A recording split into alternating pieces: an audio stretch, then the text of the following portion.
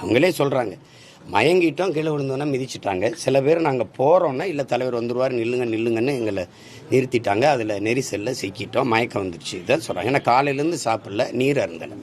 தம்பிக்கிட்டே கேட்குறாரு தண்ணியை தூக்கி போடுங்க அப்படின்னு. ஒருத்தர் தேவைக்கு போடுறாரு. அப்போ சுற்றி இருக்க எல்லாருக்கும் தாகம் தானே. பேசும்போது அந்த வலியை அவர் கடத்தியிருக்கணும், ரொம்ப உருக்கமாக கடத்தியிருக்கணும். அது செய்யலை. இப்போ நம்ம பேசுகிறோம், மாண்புமிகு தமிழக முதல்வர் அவர்களுக்கு சட்டப்படி நீங்கள் நடவடிக்கை எடுக்கணும்னு இருந்தால் என் மேலே எடுங்க. என்னை நம்பி வந்தவர்களை, என் உடன் இருக்கிறவர்களை நீங்கள் கைது செய்ய வேண்டாம், அவர்கள் மேலே நடவடிக்கை எடுக்கலாம். இதுக்கு நான் தான் பொறுப்பு, என் மேலே நடவடிக்கை எடுங்க. இப்படி தான் பேசியிருக்கணும்.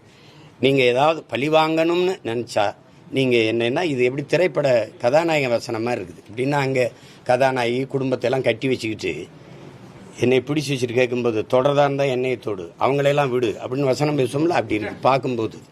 அது நல்ல அணுகுமுறை இல்லை.